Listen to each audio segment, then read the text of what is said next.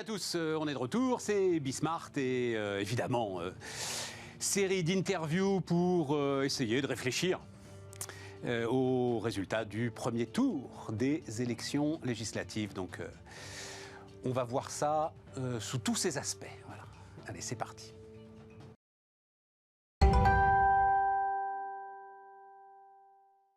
Et on commence avec Dominique Régnier. Bonjour Dominique. Bonjour Stéphane. Professeur à Sciences Po, directeur général de la Fondapol. Question très ouverte.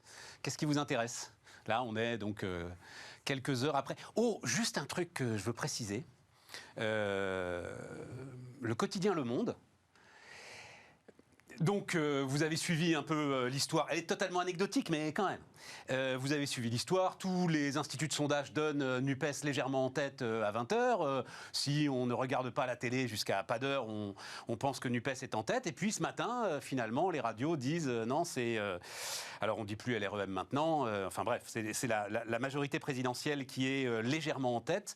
Et non, dit le quotidien Le Monde, qui... alors, ils ne le disent pas comme ça, ils n'accusent pas le ministère de l'Intérieur d'avoir légèrement trafiqué les chiffres sur peut-être 50, 60 000 voix.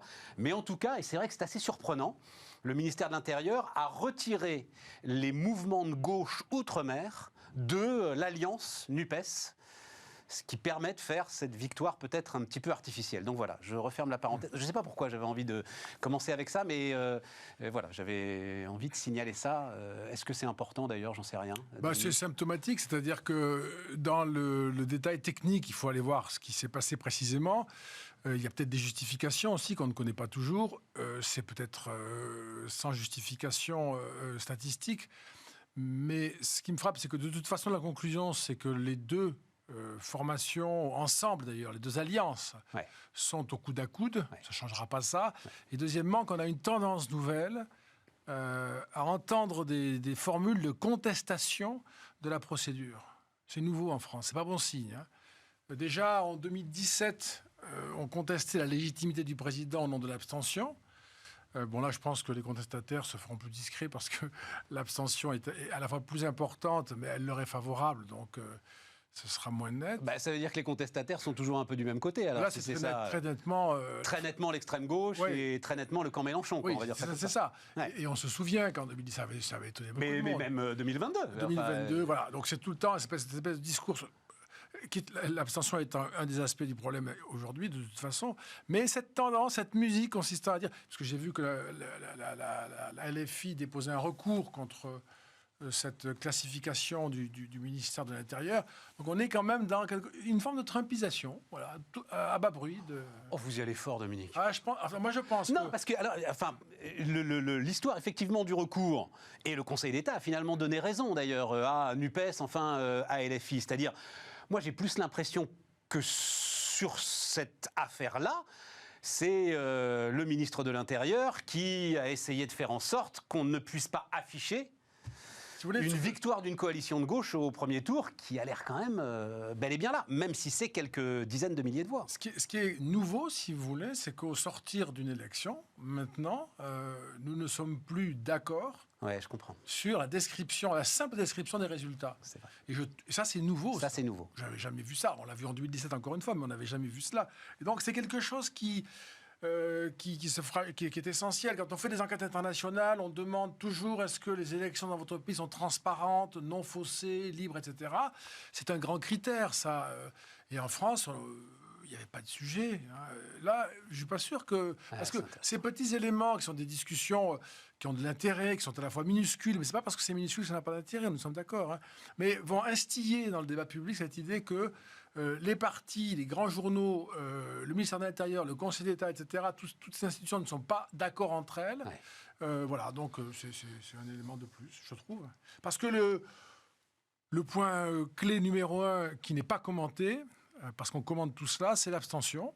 Alors, on a tous entendu dire qu'il y avait une abstention record, et puis après, on passe à autre chose. Ah, c'est marrant. Et ça me frappe, moi. Ça. Ah oui. 52 c'est à quel point, à quel moment est-ce qu'on va considérer que c'est grave? Vraiment grave? Quand est-ce qu'on s'arrête et qu'on dit, mais vous vous rendez compte? Le comportement électoral le plus répandu en France, c'est de ne pas aller voter. C'est plus de 52%, majorité donc des électeurs inscrits. Qu'est-ce que c'est que ça? Il y a probablement une partie de ces électeurs qui ne vont pas voter, qui n'y vont plus parce que ça ne les intéresse plus. Ils tournent le dos à la politique. Je crois qu'il y a un phénomène de ce type qui est important. Il y a aussi une partie de ces électeurs qui n'y vont pas parce qu'ils protestent en ne votant pas.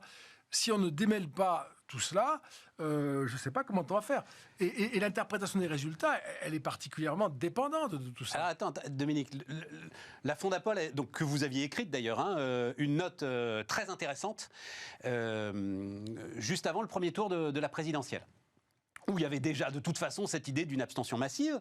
Et donc, vous écrivez, les principales raisons indiquées montrent que l'abstention et le vote blanc procèdent moins d'un désintérêt pour la politique ou pour l'élection que d'une forme de protestation. 30% des répondants disent qu'ils pourraient s'abstenir ou voter blanc car les différents candidats ne leur conviennent pas. 24% car c'est la même politique qui est menée quel que soit le résultat. Et 15% pour protester contre le système actuel. Voilà. Ça, c'est ce que nous, on mesure ça à la Fondation depuis 2019. On avait alerté sur la poussée du comportement abstentionniste. Ça avait été un peu, je dirais, étouffé par la thèse du Covid, qui avait sa part dans l'abstention, mais dont on sait parfaitement, et avant d'ailleurs ce scrutin, que c'est pas du tout maintenant suffisant pour expliquer l'abstention record, que ce soit au régional, au départemental, à la présidentielle, aux législatives. On le sait, et les précédents records étaient les précédents scrutins, on le sait maintenant, nous sommes dans une France qui s'extrait de ce lien civique. Et chez les jeunes gens, comme vous le savez, chez les Français de moins de 35 ans, c'est pas 50%, c'est 70% qui ne vont pas voter, qui ne sont pas allés voter.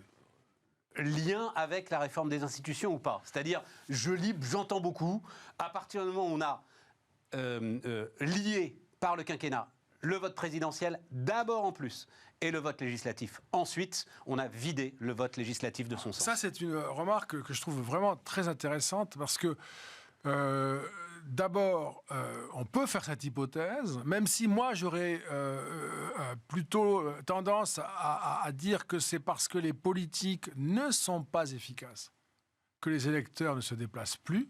C'est-à-dire qu'au fond, à chaque fois, c'est une forme d'humiliation.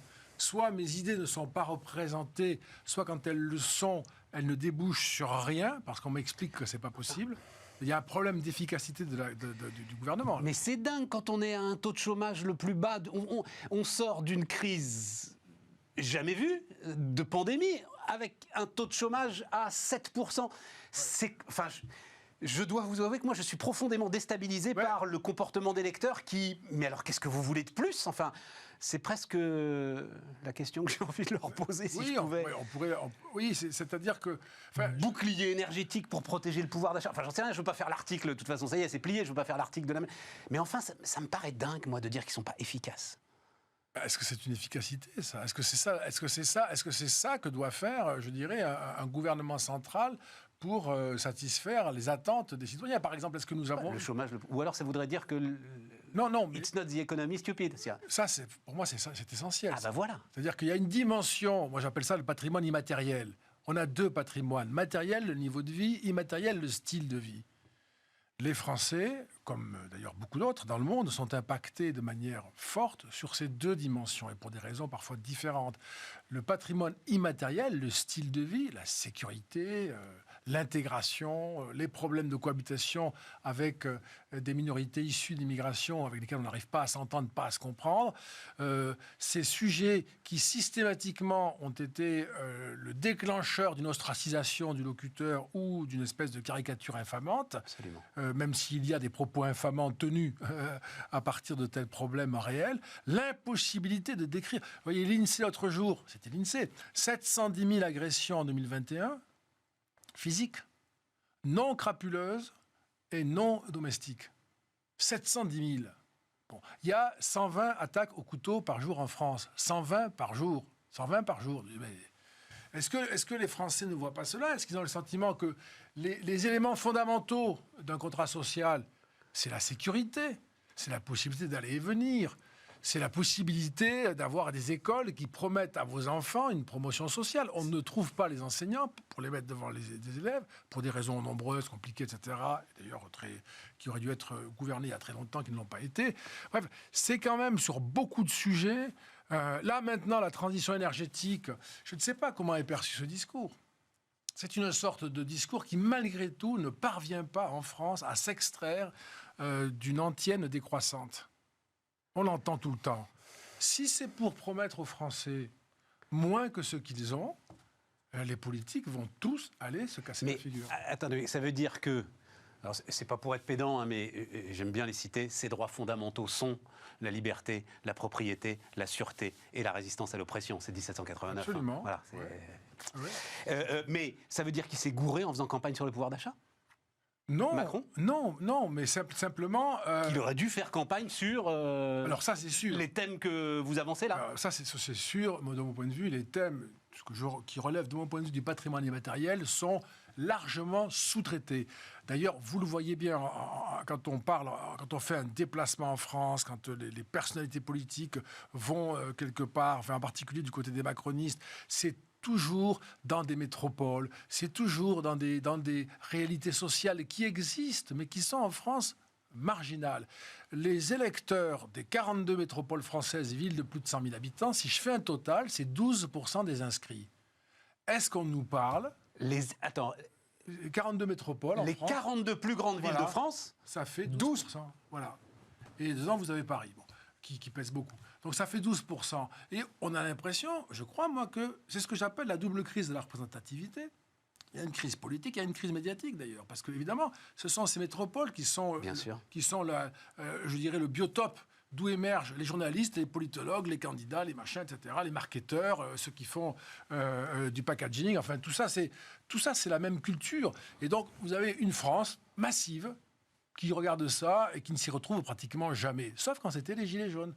Parce que là, on passe du statut de spectateur à celui de protestataire. Dans la rue, en plus, on s'est organisé sur Facebook, pas avec les partis, pas avec les syndicats, pas avec les médias classiques, sur Facebook entre nous, les ronds-points. Et là, on crée une crise majeure. Parce qu'on se représente soi-même. On n'a plus de représentants. D'ailleurs, ils ne voulaient pas aller aux élections, etc. Vous savez ça. Donc, tant qu'on n'a pas ça, si vous voulez, on a des thèmes qui sont plus ou moins des thèmes intéressants, importants, voire à la mode, ça dépend un petit peu. Mais à quel moment on est dans le sujet profond de la manière dont ce pays est gouverné. Proportionnel, alors à ce moment-là. Réforme profonde des institutions, proportionnelle, pour que s'exprime davantage ce que vous décrivez là. Alors, je vais apparaître paradoxal, et c'est vraiment pas mon intention, mais moi je pense que la réforme des institutions, y compris la proportionnelle, ne sont absolument pas des réponses. Ce sont des réponses que l'on voit surgir comme les réponses technophiles du type il faut voter à distance, Internet, etc. Ce sont des choses qu'on lance comme ça, comme si le problème pour les Français était l'existence des règles. C'est pas ça. Il y a des règles, vous faites de la politique, vous êtes élu, mais voilà, traitez les questions que nous vous posons. Alors, certaines sont traitées, vous l'avez dit pour le chômage, il faut pas être, on peut pas ne pas le voir. Mais il y a une telle absence sur tout le reste, et puis une France à laquelle on parle, qui n'est pas celle qui existe, c'est quelque chose de tout à fait frappant. Tout de même, vous en parliez, ça me paraissait vraiment très intéressant, ça. L'inversion du calendrier électoral, moi, ce qui me frappe, c'est quand ça s'est fait à l'époque, moi je suis à l'aise, j'ai voté contre tout ça, un petit électeur parmi d'autres, hein. Mais quand ça s'est fait à l'époque, on nous disait, comme ça, on en finira avec les cohabitations. Ouais. On y est peut-être. Hein. Alors, on l'a fait. Déjà, avant, on connaît ce résultat. Ouais, on nous disait, il faut revenir au septennat. Alors, je dis, vous allez peut-être vous stabiliser à un moment donné, parce que si vous bricolez comme ça les institutions, c'est que le problème, c'est vous, c'est pas les institutions. Et à droite comme à gauche. Hein. Un septennat non renouvelable, 2 septennats, un quinquennat non... Enfin, on a tout. Hein. Là, on peut à l'infini. Hein. Et la cohabitation, on l'aura peut-être pas, mais on va être dans une situation compliquée. Mais, alors, le problème, c'est vous. Ça aussi, ça m'intéresse. Le problème, c'est vous qui ? C'est-à-dire, tu sors quand même d'un appel d'air 2017 en ce qui concerne le personnel politique. Soyez fiers d'être des amateurs, disait Macron. Ouais. Un appel d'air sans précédent. Ouais. Et on a l'impression que les gars sont tous au bout du rouleau. Usés, désabusés, fatigués, etc. Donc, si même ça, ce renouvellement profond du personnel politique, et en plus avec les Rennes, puisqu'ils avaient la majorité, ça ne sert à rien. Moi, on ne voit pas où est l'issue, quand même. Non, je vais réagir avec 2 remarques qui sont fondamentales. Je pense qu'elles attrapent beaucoup de choses, et bien sûr, ça va trop vite, mais une première remarque qui est notre système collapse parce qu'il ne sait pas que l'on ne fait plus de la politique comme ça, et en particulier dans un pays comme la France. C'est-à-dire que si on veut élire des gouvernements qui vont s'occuper de tout depuis Paris, Aucun n'y arrivera jamais. Mais ça, pour le faire rentrer dans la tête des dirigeants, des opposants et de beaucoup de journalistes et d'universitaires, c'est presque... on n'y arrive pas.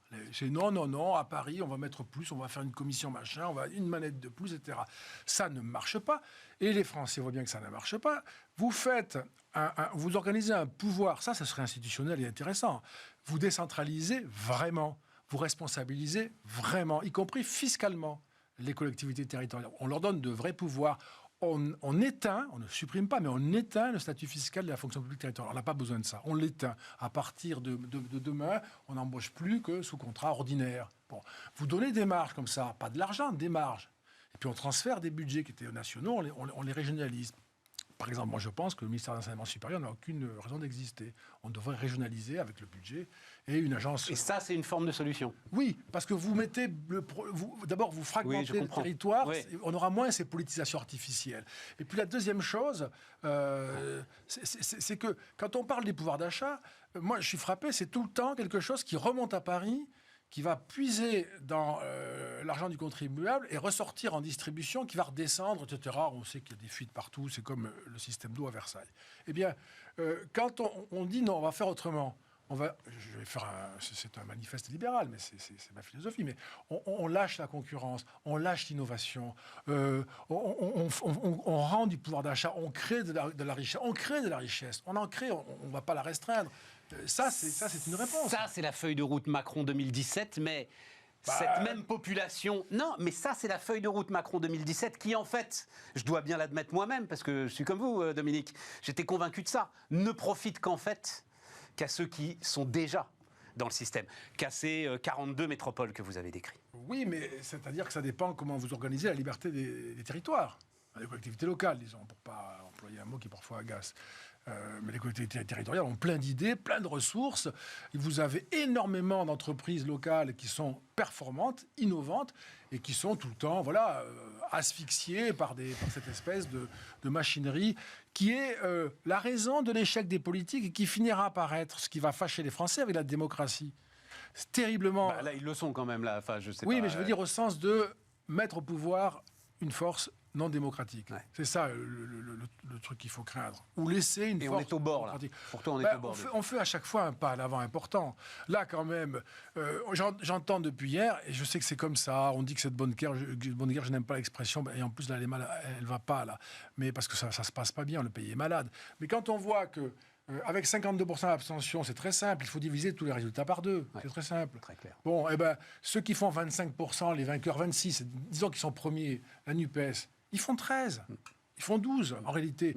Et quand vous regardez historiquement, c'est la gauche, et ça n'a jamais été aussi faible. C'est un double échec.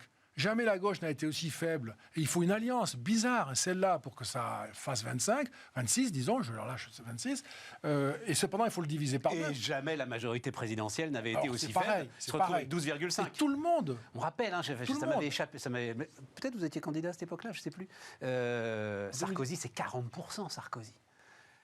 Sarkozy, il fait 40% au premier tour des législatives. Non, moi j'étais candidat au régional en 2015. Voilà, vous c'était au régional. 40%. Oui, donc là, il y avait un élan. Bien sûr. Et la gauche fait 45% de mémoire en 2012, après la victoire de François Hollande.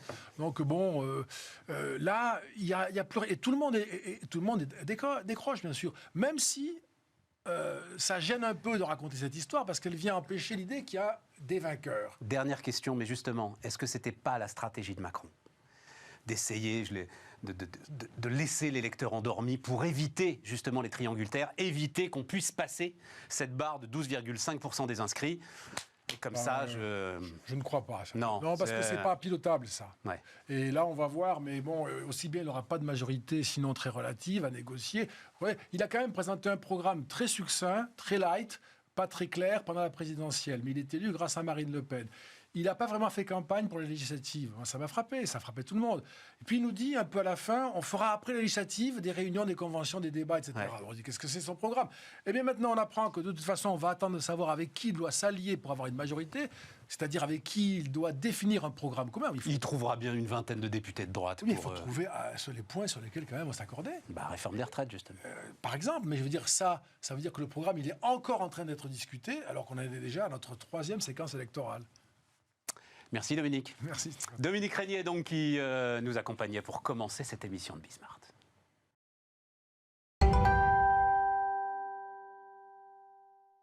On repart avec Denis Père, entrepreneur. Bonjour, Bonjour Stéphane. Denis. Même chose, question très ouverte. Qu'est-ce qui t'intéresse au lendemain de ce premier tour des législatives ? Beaucoup de choses. Évidemment, le score de la NUP qui met en difficulté le président de la République, qui risque de ne pas avoir de majorité. Mais ça, c'est peut-être une bonne nouvelle parce qu'il ira probablement les chercher à droite. Je suis d'accord avec toi. Alors, sous réserve qu'à droite, il est en face de lui des vrais réformateurs. Tout dépend un peu qui il aura comme interlocuteur. Si c'est David Lisnard, qui est tendance plutôt réformatrice, entre guillemets libérale, c'est bien. D'autres, c'est moins bien. Et comme il y a un petit peu de tout aujourd'hui à droite, je ne sais pas trop qui il aura en face de lui. Donc, ça, c'est plutôt la bonne nouvelle. Mais comment ça, David Lisnard, il n'est pas... Non, il n'a pas de fonction. Non, il a juste quand même. Il a été le seul à faire campagne. C'est le héros de la droite libérale. Voilà, aujourd'hui. Depuis le héros de la droite libérale depuis une bonne année. Voilà, exactement. Il a été seul maire de Cannes. Il est président de l'association des maires de France aussi, de l'AMF. Il a été le seul à faire campagne objectivement. Il a été le seul courageux quelque part. C'était le seul qu'on voyait soutenir les quelques députés Nouvelle Énergie qui l'accompagnaient. Et donc il se positionne assez clairement pour reprendre le flambeau. Après, est-ce qu'il y arrivera ? J'en sais rien, ça reste effectivement très compliqué. Mais pour reprendre le flambeau à droite, c'est-à-dire pour reprendre le flambeau républicain ? Oui, reprendre le flambeau républicain, bien sûr. Je pense que c'est ce qu'il cherche à faire. Donc avec clivage très intéressant, si tu as une bataille Vauquier-Lisnard, par exemple. Exactement, absolument. Et Vauquier qui est plus sur le régalien, Lisnard qui est sur le régalien, mais aussi beaucoup plus sur les réformes économiques, qui parle beaucoup de cette suradministration, ce léviathan inefficace, etc. Le nouveau nœud gordien, il appelle ça. Le nouveau nœud gordien, exactement. Bouquin par historique référence de Pompidou. Effectivement à Pompidou, tout à fait. Oui, non, absolument. Il est intéressant à suivre, je pense. Donc ça sera, je pense, un sujet intéressant. Après, le score de la NUP. Alors le score de la NUP, je crois que quand on regarde le total de chacun des partis qui agrègent la NUP, en fait, apparemment, leur score n'est pas tellement plus élevé qu'en 2017. Non. Simplement, ils pèsent plus, quoi. C'est le scrutin majoritaire. Scrutin majoritaire, donc ils sont vont alliés, se retrouver donc ils se retrouvent exactement. Donc effectivement, ils représentent un danger avec un programme complètement fou, complètement sidérant, une espèce de néo-collectivisation. On est déjà dans un régime qui est assez collectiviste, mais là, c'est vraiment radical, quoi. On va passer à 72% de dépenses publiques dans le PIB. C'est juste démentiel, quoi. On est déjà le pays qui a la dépense publique la plus élevée au monde. On sera, alors là, record absolu. Donc, on est en route vers la Corée du Nord ou vers je sais pas quoi. Mais là, à la limite, sur Bismart, on n'a pas vraiment besoin d'aller discuter du programme de la NUP. Il n'y a pas besoin d'en parler beaucoup. Non, il n'y a pas besoin d'en parler beaucoup, Denis. Après, il y a parmi les téléspectateurs des gens qui peuvent aider à diffuser ce message autour d'eux, qui est quand même un vrai sujet, parce que ce qu'on a observé aussi, c'est qu'il y a pas mal de jeunes qui ont voté pour la NUP aussi, et des jeunes y compris de catégorie CSP+, voire plus. Moi, j'en ai croisé quelques-uns ces dernières années, ces derniers mois surtout, qui étaient convaincus que la NUP avait beaucoup de sens. Et ça, c'est inquiétant. C'est parce que je pense... Mais vous n'étiez pas un peu anard quand vous aviez 18 ans, Denis ? Alors, forcément, on l'a tous été, enfin, bon Dieu. J'étais un peu un art de droite, peut-être. C'est comme ça que Lisnard se définit. J'aime bien la définition. J'étais un peu un art de droite. Moi, j'étais assez libéral, effectivement, déjà, mais très, très fort. Et donc, non, mais oui, bien sûr qu'il y a ce côté-là qui est sympa et qu'on peut comprendre à cet âge-là.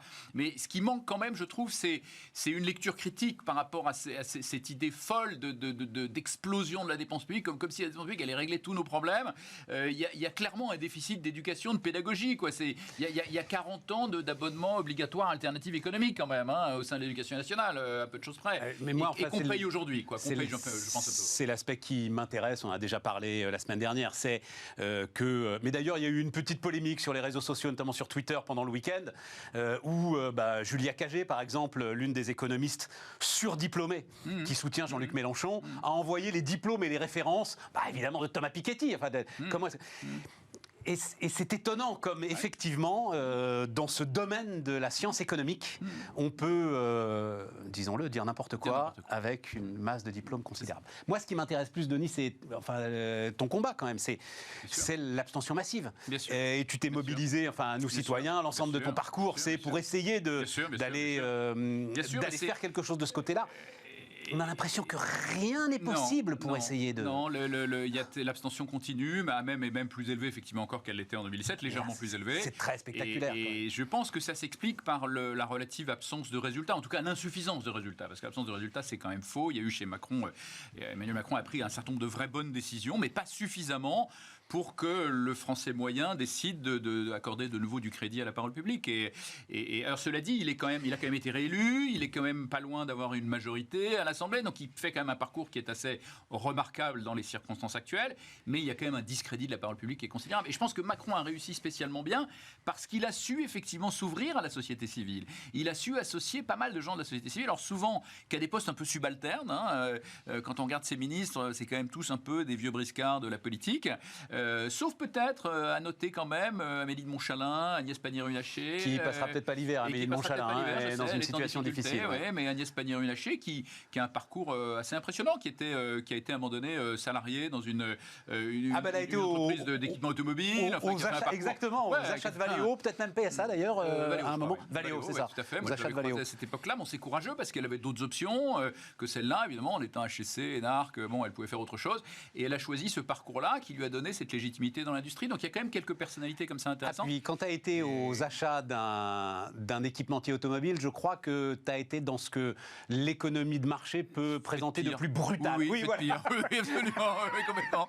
Non, mais c'est clair. Donc elle a vu ça, elle sait ce que c'est que un client, elle sait ce que c'est qu'un fournisseur, elle connaît tout ça. Donc ça lui donne, je pense, une vraie crédibilité. Mais il n'y en a pas assez. Dominique Régnier, avant toi, disait la même chose. Alors je ne vais pas refaire là parce que les gens vont se lasser, pardon, mais un chômage à 7%, c'est pas un résultat. Tu dis toi-même, manque de résultats, c'est pas un résultat suffisant aujourd'hui. Eh ben, de toute évidence, après non. Ce qu'on a traversé. Non, de toute évidence, non. Puis d'autant plus qu'on voit bien que, ce qui est gênant, c'est qu'on a un chômage à 7%, mais ça représente encore beaucoup de gens qui sont au chômage, et on a des pénuries à l'embauche. Donc on voit bien qu'il y a un décalage entre l'offre d'emploi et la capacité des Français à y répondre. On sait que c'est lié évidemment à des problèmes de formation, mais c'est lié aussi à des problèmes d'incitation à reprendre un travail. Donc il y a tous ces sujets-là, et puis on voit bien qu'il y a quand même plein d'autres sujets qui n'ont pas été résolus. Je veux dire, l'éducation est en crise grave, l'hôpital public est en crise très grave, et même en train de s'effondrer littéralement. Mais c'est intéressant parce que là, on va peut-être enfin rentrer dans le vif du sujet, que moi j'ai essayé de mettre dans la campagne aussi des Républicains récemment, qui est le problème de l'organisation de la fonction publique, des services publics. Toi, tu penses que ça peut se faire à coût constant, parce que c'est ça le sujet là. Hôpital, éducation, la mer se retire, juste d'un mot. Banque Centrale Européenne, c'est fini. L'argent gratuit, c'est fini. Non, bien sûr. À coût constant, ça peut. Oui, mais je pense même à coût inférieur. Enfin, quand on regarde l'hôpital public, les chiffres sont connus. C'est des chiffres de l'OCDE. Enfin, l'hôpital français en général, pas que public. On a 35% des personnels qui voient jamais un patient. La moyenne européenne, c'est 24. Donc, on a 11 points d'écart. Et ces 11 points d'écart, c'est dû en fait à une organisation qui est totalement inappropriée, qui est archi centralisée, avec des ARS qui sont à 10 km de l'hôpital et qui micromanagent l'hôpital à distance, avec des gens qui vont aller comptabiliser le nombre de compresses utilisées dans les services. ARS, c'est Agence Régionale de Santé. Le modèle qui marche dans les hôpitaux publics à but lucratif, mais aussi à but non lucratif comme Saint-Joseph à Paris, c'est pas ça du tout. C'est un modèle dans lequel les professeurs, les médecins ont une équipe, ont un budget, sont responsabilisés, atteignent leur budget ou pas, et sont sanctionnés évidemment si c'est pas le cas, et c'est eux qui s'occupent de s'assurer qu'il n'y a pas de coulage sur les compresses. Donc c'est pas du tout le même modèle, c'est un modèle beaucoup plus responsabilisant, beaucoup plus décentralisé, avec beaucoup plus de confiance finalement aux opérateurs, et qui est beaucoup plus efficace et qui coûte beaucoup moins cher. Et donc la question aujourd'hui, c'est l'organisation opérationnelle du fonctionnement d'un certain nombre de services publics, et on retrouve exactement le même sujet dans l'éducation nationale, exactement le même sujet. J'ai discuté avec des directeurs d'établissements qui m'expliquaient qu'ils remplissaient des reportings à n'en plus finir, qui n'en pouvaient plus, qui n'étaient pas lus le plus souvent, qui ne servaient à rien. Ouais. Avec là aussi des effectifs pléthoriques dans les rectorats. Les chiffres sont invraisemblables. Il y a une étude de Thomas More de 2011, mais qu'ils ont republiée en 2019, où ils avaient comparé l'Allemagne et la France. Ils montraient que le budget d'éducation nationale allemande, c'était 83% pour le salaire des enseignants et 17% seulement pour l'administratif. Nous, je ne sais pas si vous connaissez le chiffre français, nous, c'était 43% seulement pour le salaire des enseignants et 57% pour l'administratif. Donc on voit bien qu'on a un besoin de re-engineering complet. Globalement, je crois, alors tu disais le chiffre sur l'hôpital, c'est combien des effectifs qui ne voient jamais un médecin? C'est 35% versus 24% dans la moyenne européenne. Pour l'éducation nationale, globalement, on dit que la moitié des personnels ne sont jamais face aux élèves. Et donc le prix c'est 875 000 qui sont vraiment face aux élèves. C'est ça. Et le prix à payer, c'est finalement des premières lignes qui sont sous-rémunérées, qui sont assommés par une administration qui les micromanage à distance, qui oblige à des reportings le plus souvent inutiles. Tous les reportings ne sont pas inutiles, mais il y en a énormément et beaucoup sont inutiles, qui ne leur font pas confiance et donc qui n'en peuvent plus. Et donc c'est la démission des premières lignes aujourd'hui à laquelle on assiste. Dans l'hôpital, il y a plus de 20% des postes qui sont plus occupés avec des gens qui n'en peuvent plus. Et spécialement les infirmières qui eux sont vraiment la variable d'ajustement avec la mauvaise organisation, avec ces reportings démentiels, et donc le sujet numéro 1, c'est le re-engineering du fonctionnement de nos administrations. Et c'est ça, j'espère, qui va enfin apparaître dans le débat public. On peut rêver. On peut rêver. Non, mais alors on en sourit, mais en même temps, c'est absolument dramatique. Est-ce qu'il y a tu vois une indication quelque part qui puisse te laisser penser que... Moi, je suis finalement optimiste. Alors, c'est peut-être mon naturel d'entrepreneur, mais je suis finalement optimiste parce que je vois les personnels eux-mêmes qui n'en peuvent plus. À partir du moment où les personnels n'en peuvent plus et commencent à interpeller effectivement les pouvoirs publics. Alors évidemment, c'est toujours. Mais oui, mais ils les interpellent pour plus d'argent. Oui, pour plus d'argent. Voilà, plus de moyens. Mais après, le débat logiquement devrait s'enclencher. Et j'espère effectivement qu'à la tête de l'État, on va avoir des gens qui vont dire mais attendez, regardez les amis, les moyens, vous en avez plus que tout le monde. On en met plus que tout le monde. Le système de santé français, c'est plus de 11 points de PIB, c'est autant que l'Allemagne, c'est un record du monde. Donc, est-ce qu'on a un problème de moyens ? Évidemment que non. Évidemment que non. Donc, il faut leur répondre, désolé, mais c'est pas un problème de moyens, c'est un problème d'organisation. Mais encore faut-il effectivement qu'à la tête de l'État, il y ait des gens qui pensent différemment en termes d'organisation et qui pensent effectivement comme sont organisés les hôpitaux publics, privés, à but lucratif ou pas, qui ont effectivement ce principe de subsidiarité, de confiance au personnel, qui gèrent leurs équipes, qui gèrent leurs moyens, qui sont récompensés ou sanctionnés. Au passage, ça existe dans un hôpital, de façon assez amusante. Ça m'a été dit par Philippe Juvin, avec lequel j'avais sympathisé pendant mon passage aux Républicains, qui est chef de service à Pompidou, qui m'avait dit « Mais Denis, il y a un hôpital », puis ça a été repris dans les médias récemment, ça a été confirmé, il y a un hôpital public qui fonctionne comme ça, c'est l'hôpital de Valenciennes. L'hôpital de Valenciennes, il est organisé exactement comme je viens de le décrire, et alors il a une performance extraordinaire.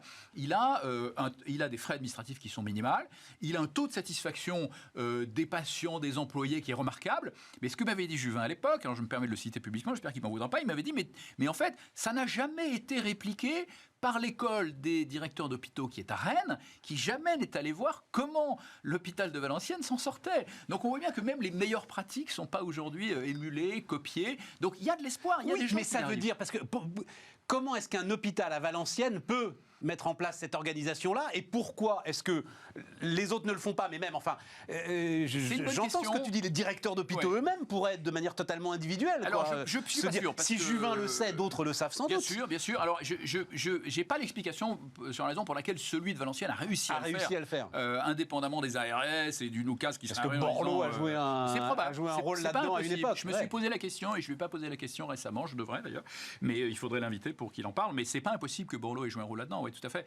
Et donc oui, pourquoi pas? Si un y est arrivé, pourquoi pas d'autres, bien entendu. Pourquoi pas d'autres? Donc le débat de fond, c'est ça aujourd'hui. C'est ça dont il faut comprendre. Parce que la conséquence de cette situation, elle est dramatique.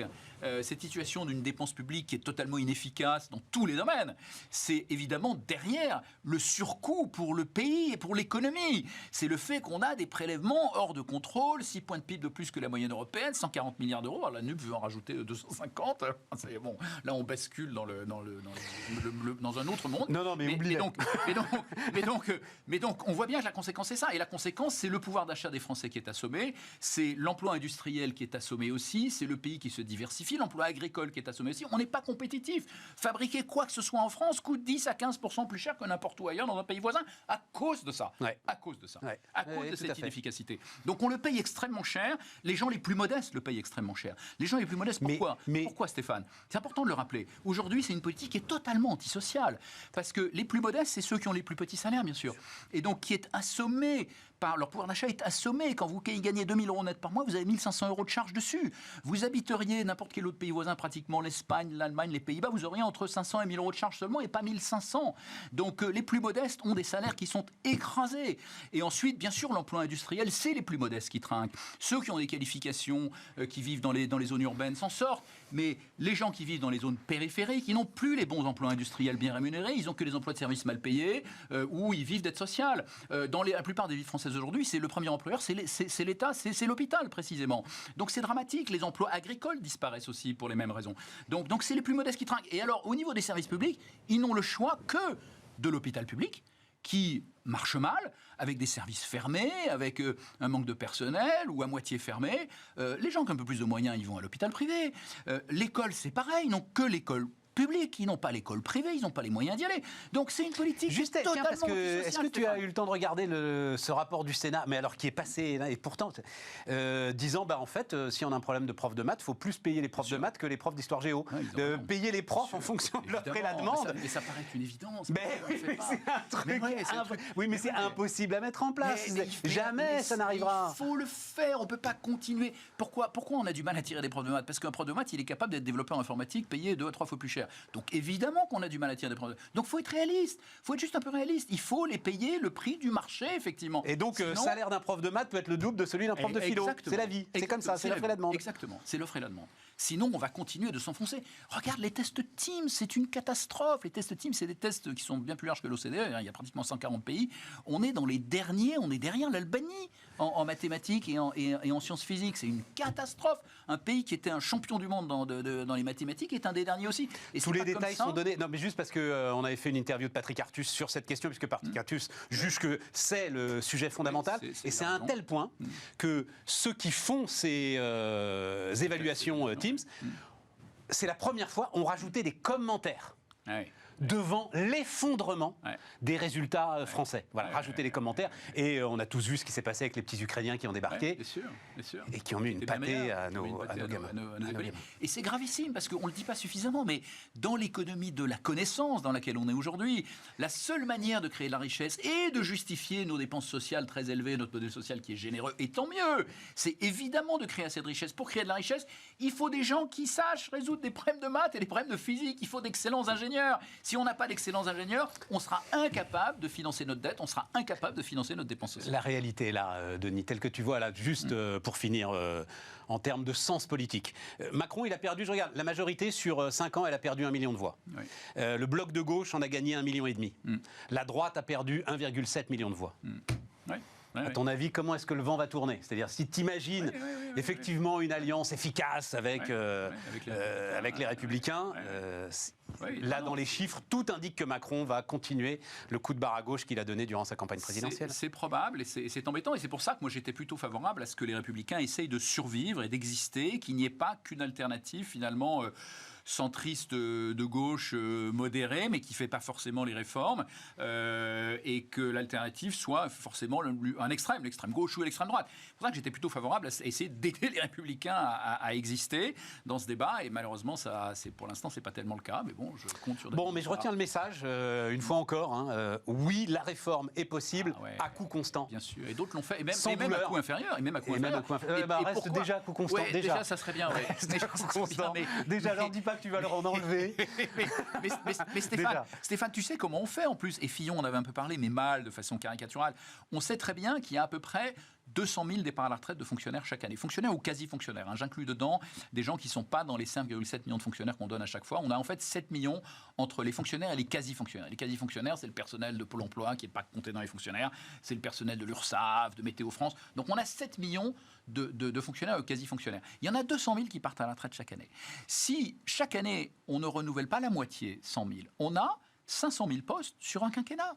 On a 500 000 postes sur un quinquennat, c'est déjà considérable. Oui, mais tu me parlais de réorganisation, me dis pas. Ça va se parce faire. que ça, le hache de Valérie Pécresse, c'est n'importe quoi. Non, mais ça peut se faire comme ça. Mais ça va tu parlais de réorganisation, je trouve ça beaucoup plus intéressant. Bien sûr, ça va commencer par un travail de re-engineering, ça va commencer par un programme de transformation. Ce que savent faire les grandes entreprises, qu'elles font régulièrement, avec peut-être des consultants de McKinsey, malheureusement. Avec peut-être des consultants de McKinsey ou d'un autre. Mais c'est la seule manière. C'est la seule manière. Merci Denis. Merci Stéphane. Denis Père qui nous accompagnait, dernière partie de Bismarck tout de suite.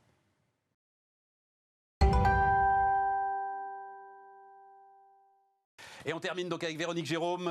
Salut Véronique. Bonjour Stéphane. Politologue, cofondatrice d'Élections Scope.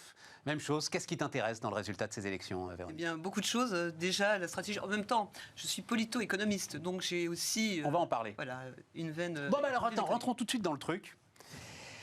J'ai commencé avec Dominique Régnier. Dominique Régnier qui, en gros, sans le dire comme ça, mais dit faire campagne sur l'économie, ça a été une grosse erreur. Il fallait faire campagne sur ce qu'il appelle, lui, le patrimoine immatériel, sur les valeurs, sur le vivre ensemble, sur la sécurité, sur l'ensemble de ces sujets-là. Voilà. Et 7% de taux de chômage, une inflation 2 fois inférieure en France à ce qu'elle est dans les autres pays européens. À aucun moment, le président de la République n'a réussi, visiblement, à en avoir le crédit, alors que les résultats sont quand même spectaculaires, même s'ils nous coûtent une fortune. Ouais, Qu'est-ce que tu réponds à ça? Il y a plusieurs choses. It's the economy stupid, c'est toujours l'économie. Et l'économie, quand on pense aux élections, il faut penser à l'économie. Quand on pense à l'économie, il faut penser aux élections. Il y a toujours un impact parce que finalement, l'électeur, il est contribuable, il est chef d'entreprise. Tu ne peux pas avoir de meilleurs résultats que ceux qu'aligne Macron, là, au moment de ces élections. Alors, Et pourtant, il n'arrive pas à avoir une majorité absolue. Voilà, il aurait pu avoir un meilleur résultat en termes électoraux. Mais sur l'économie, peut-être qu'il y a un écart entre la réalité des chiffres et le ressenti.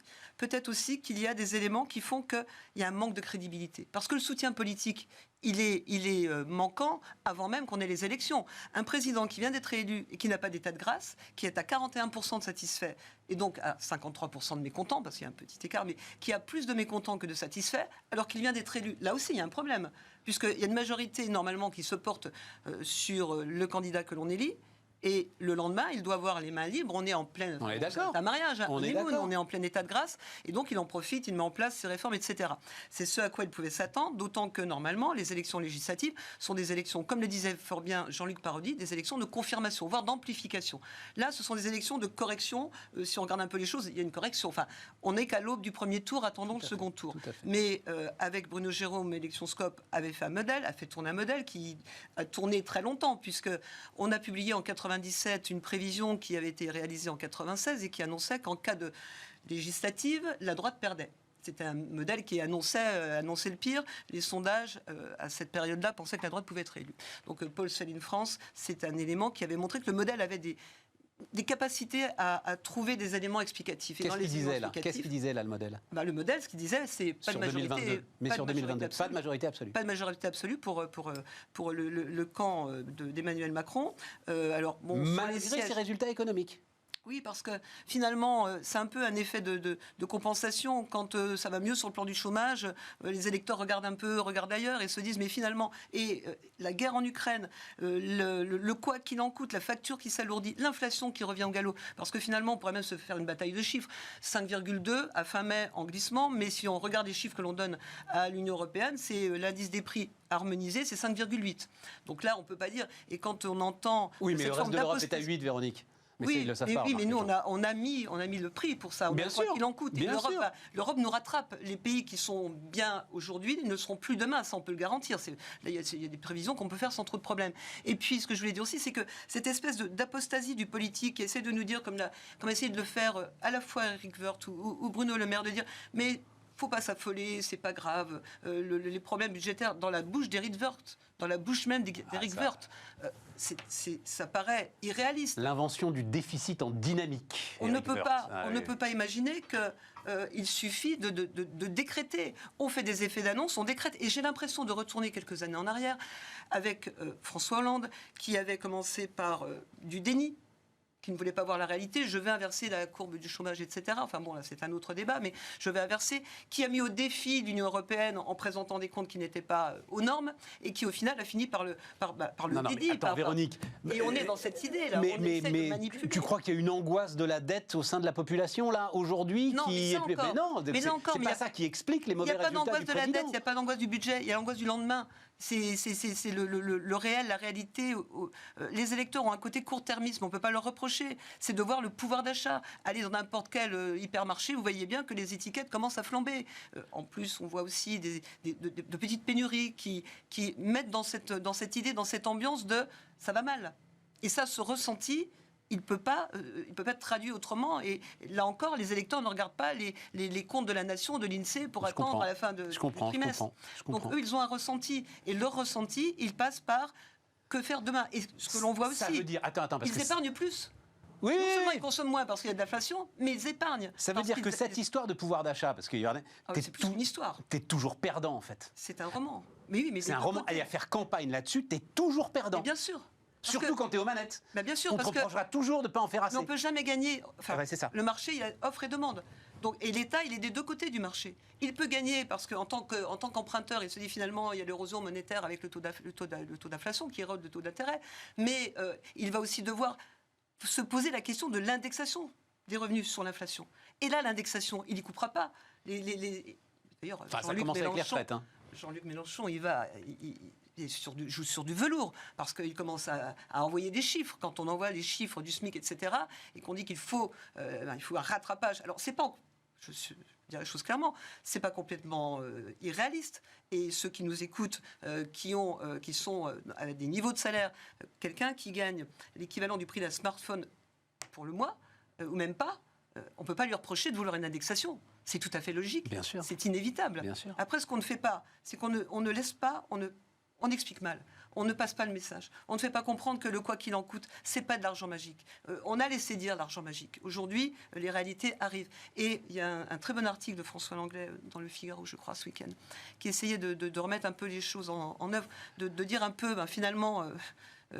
Milton Friedman avait raison, la politique monétariste, quand on fait marcher la planche à billets, la création monétaire, elle se retrouve dans l'inflation. La création monétaire, ce n'est que de l'inflation. Et ce que je voulais dire, j'ai bien aimé l'image qu'il avait donnée en disant, quand une voiture a le moteur qui ne fonctionne plus, ça ne sert à rien de réparer les essuie-glaces. Si le moteur est HS, réparer les essuie-glaces ne sert à rien. Et je dirais pire, là ce qu'on essaye de faire, c'est du en même temps. C'est-à-dire qu'on appuie sur l'accélérateur parce qu'on ne peut pas le lâcher. On est engagé, et le quoi qu'il en coûte, on ne peut pas l'arrêter brutalement.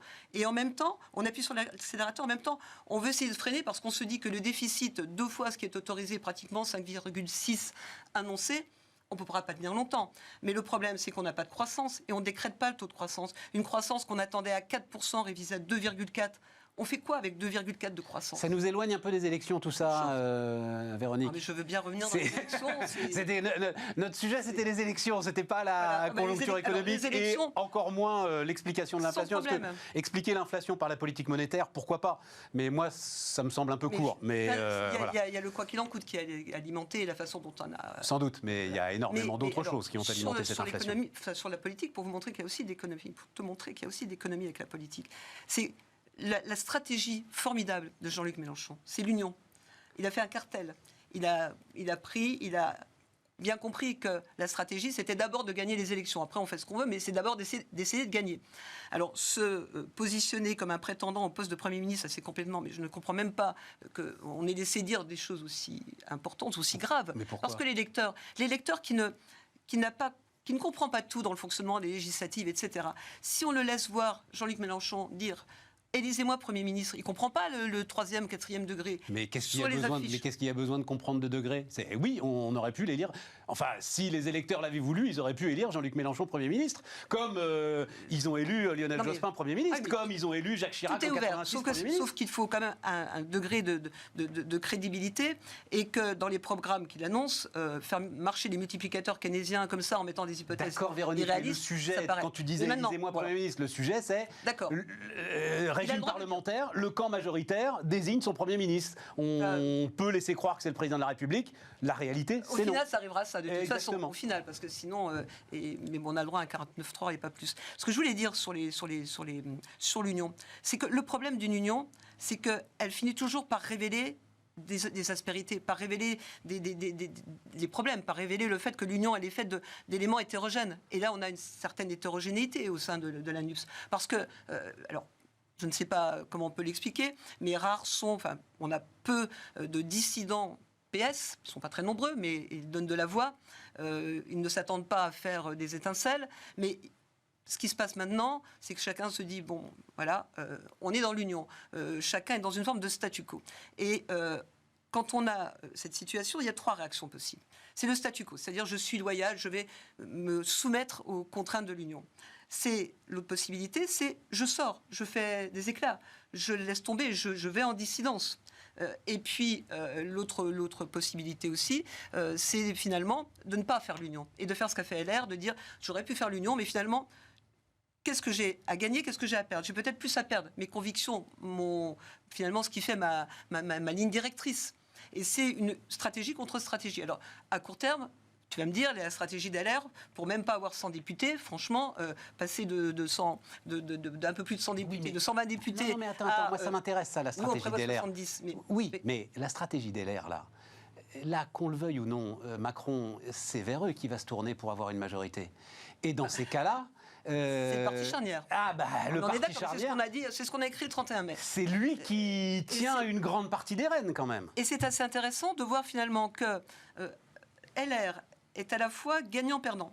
Perdant parce qu'elle perd des sièges, mais gagnante parce qu'elle peut retrouver cette position de pivot, cette position de Exactement. faiseur de loi. À défaut de faire les lois, elle fera le roi. Exactement. Voilà. Ça, c'est alors maintenant, la difficulté, ça va être d'être crédible vis-à-vis des électeurs, de ne pas se dédire, parce que s'ils s'engagent, la parole qui est donnée, c'est de dire vous nous donnez des sièges, on sera là et on va être en contrôle de l'activité du président et on imposera. On imposera des modifications, etc. À condition qu'on puisse imposer. Parce que parfois, quand on vote un paquet de mesures, on vous dit c'est à prendre ou à laisser, ça va être compliqué. Mais là, il y a un gros problème de crédibilité. Il faut absolument, si LR veut l'emporter et veut se reconstruire, parce que sur ces bases-là, c'est plus possible, si LR veut se reconstruire, il faut qu'il prenne un engagement et un engagement crédible vis-à-vis des électeurs. 2 minutes, Véronique, 2 minutes. L'abstention, on voit beaucoup les institutions mises en cause. C'est-à-dire cette idée qu'après la présidentielle, le vote législatif a perdu de son importance. Réponse courte. Le vote législatif a perdu son importance. Alors là, il est peut-être. en train de le retrouver, mais... Voilà, il y a un électeur sur deux, il y a un peu plus d'un électeur sur deux qui se dit voilà, c'est utile, mais qui pense aussi le contraire. Mais finalement, l'abstention, ça vient aussi du fait des électeurs qui sortent. Ils sortent du jeu parce que l'offre électorale ne leur convient pas. Et elle est d'autant plus difficile à comprendre de leur part qu'elle est réduite. L'Union a réduit l'offre électorale, l'offre politique. Donc l'électeur se dit finalement, l'électeur PS a peut-être pas envie de voter pour un LFI. Et ça, c'était le problème. Après, tout reste à... Intéressant, ça, personne ne parle de ça. Reste à savoir que cette union NUPES, effectivement, a réduit l'offre politique. Mais bien sûr. Si tu avais envie de voter écologiste, par exemple, tu étais obligé de voter Mélenchon. Je ne sais pas si Yannick Jadot a voté Mélenchon, on ne le saura jamais, dans le secret de l'isoloir. Et ça va se reproduire sur les duels, parce que là, on va avoir quand même un nombre conséquent de duels. Si j'ai bien entendu Jean-Luc Mélenchon hier soir, il nous annonce 500 candidats, les candidats présents dans 500 circonscriptions. Ouais. Donc si, face à un NUPES, ou face à un NUPS, j'aime pas trop le terme, enfin bon, face à un NUPS, s'il y a un LR, que font les électeurs d'Emmanuel Macron ? Voilà, donc il va falloir choisir aussi. Et à force de diaboliser, à force d'user du vote utile, Emmanuel Macron a diabolisé le RN. Maintenant, il diabolise Jean-Luc Mélenchon. Qui reste-t-il à diaboliser ? À force de diaboliser, on prend le risque de rendre le diable de plus en plus, je dirais, puissant. Et peut-être un jour... séduisant. Voilà. Véronique Jérôme qui donc concluait cette émission de Bismart. On se retrouve demain. Bonne soirée à vous.